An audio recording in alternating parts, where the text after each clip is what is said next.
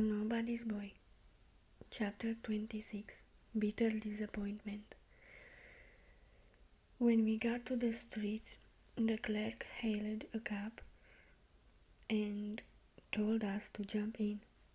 The strange-looking vehicle, with the coachman sitting on a box at the back of a hood that covered us, I learned later was a hansom cab. Mattia and I were huddled in a corner with Capi between our legs.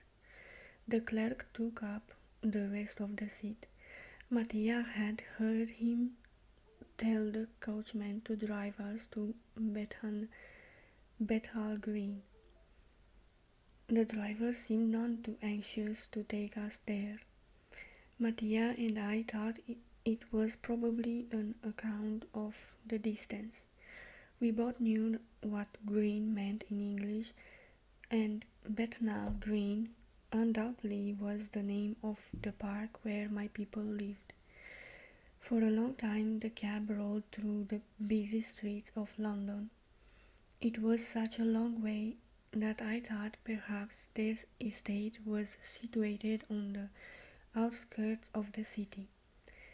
The word green made us think that it might be in the country. But nothing around us announced the country.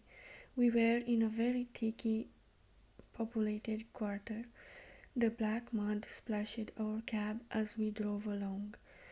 Then we turned into a much poorer part of the city, and every now and again the cabman pulled up, as though he did not know his way.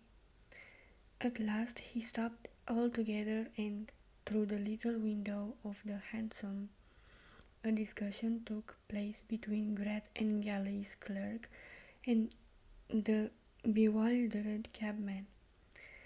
From what Mattia could learn, the man said that it was no use.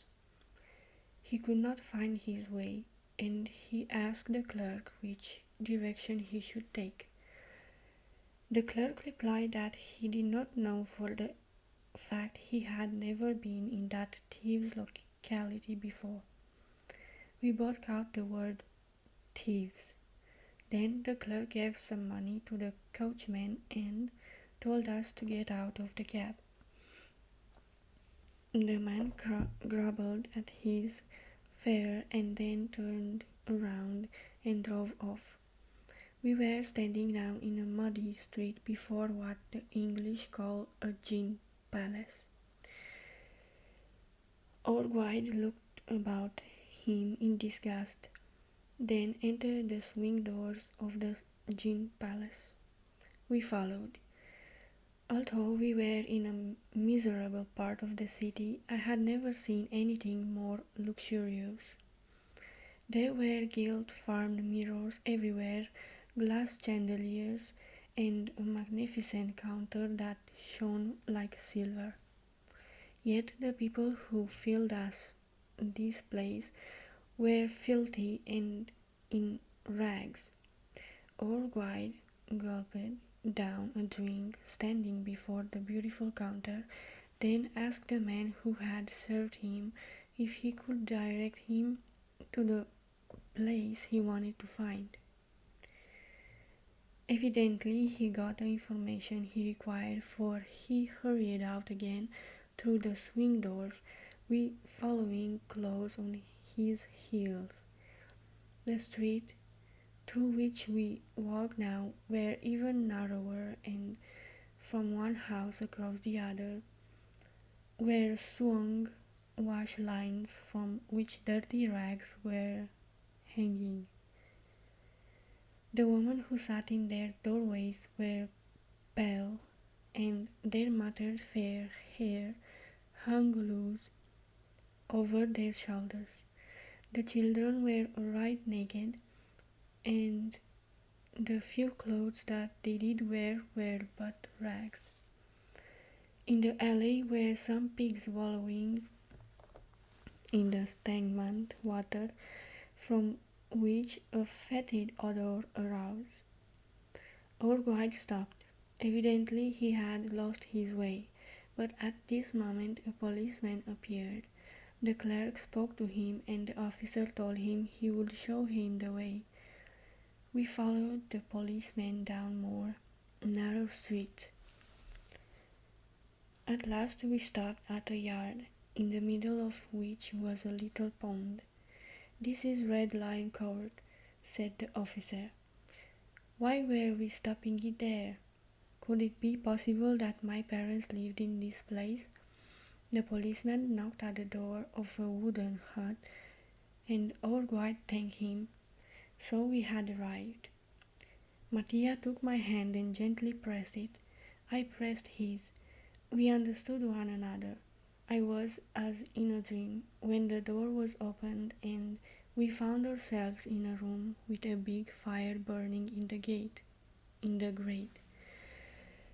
Before the fire, in a large cane chair, sat an old man with a knife, with a white beard, and his head covered with a black skull cap. At a table sat a man of about 40 and a woman about 6 years his junior. She must have been very pretty once, but now her eyes had a glassy stare and her manners were listless.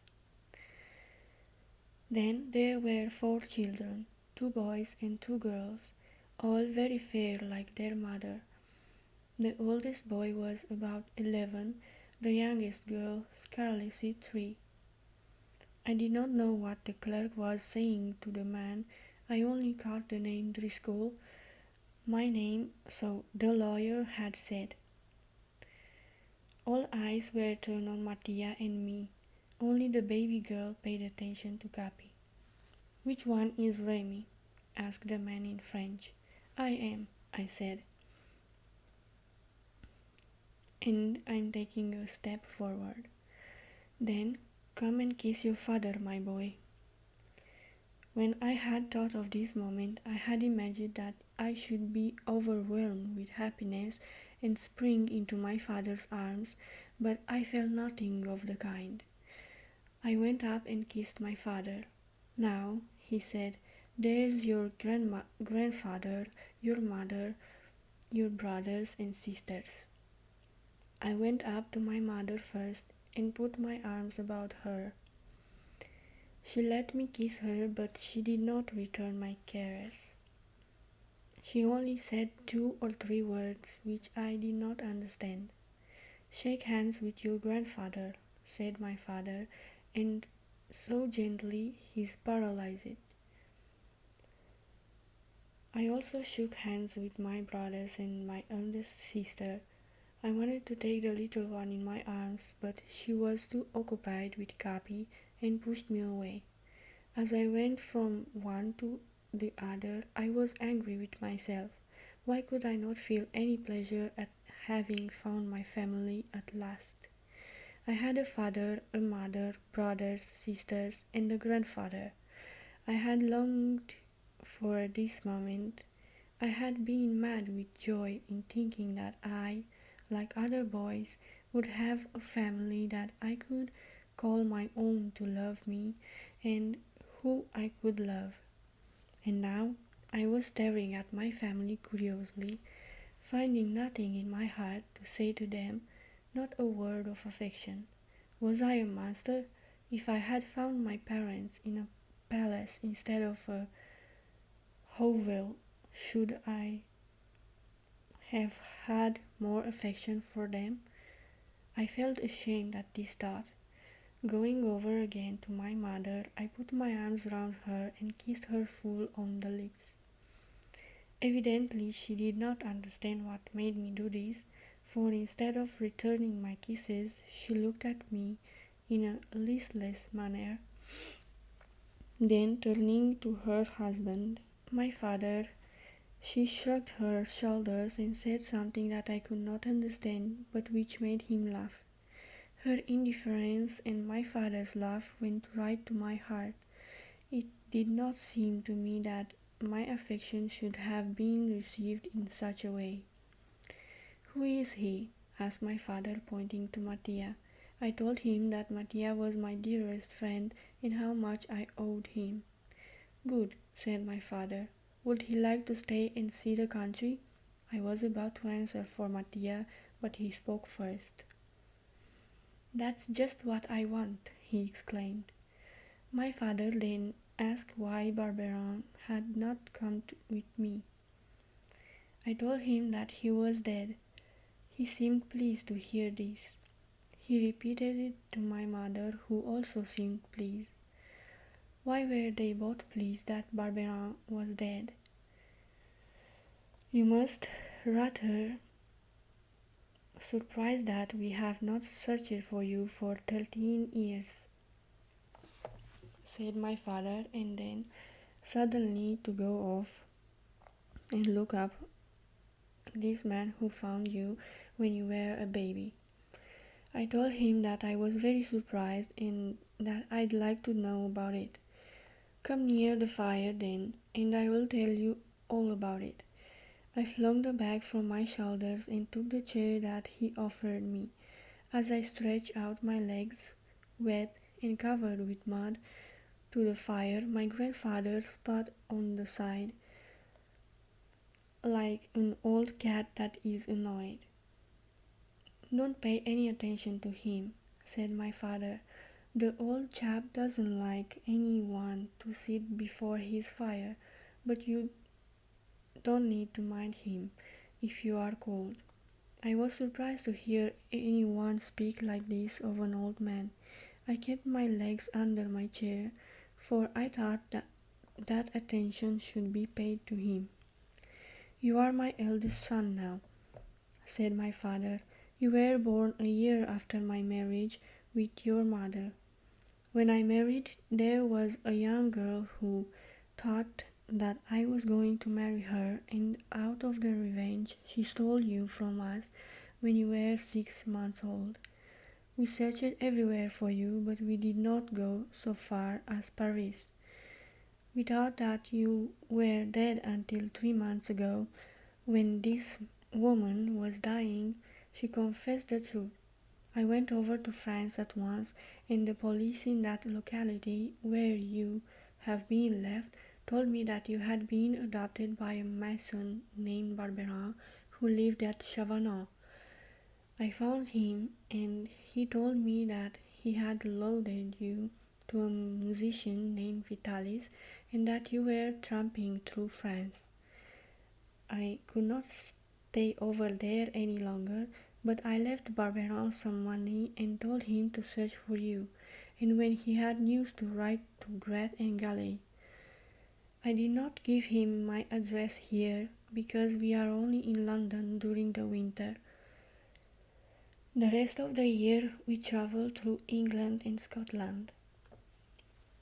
We are paddlers by trade, and I have my own caravans.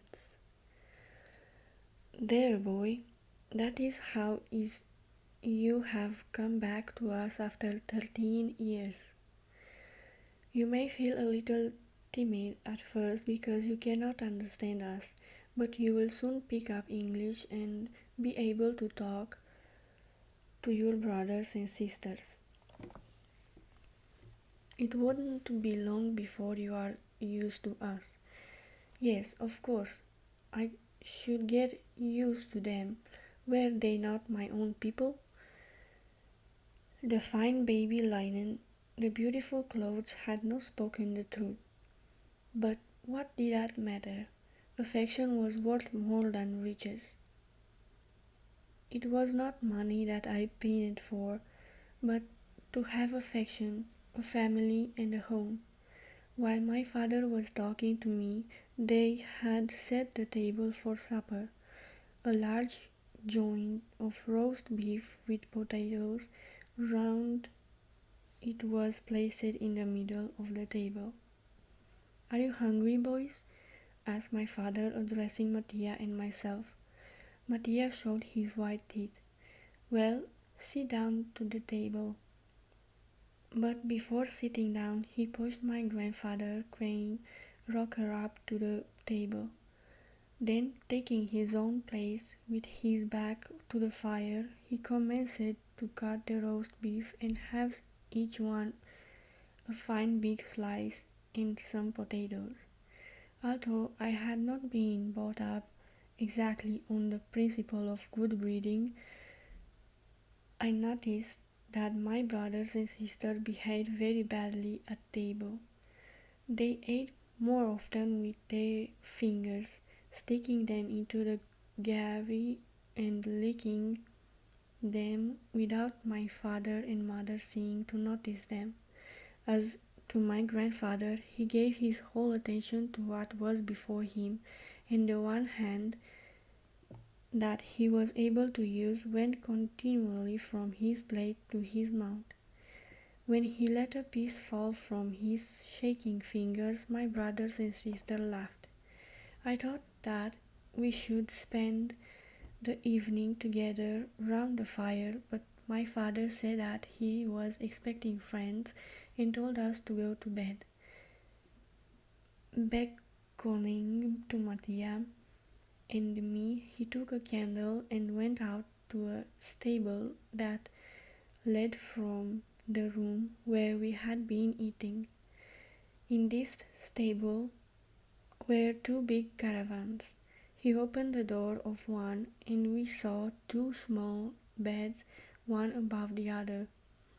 "There you are, boys. There are your beds," he said. "Sleep well."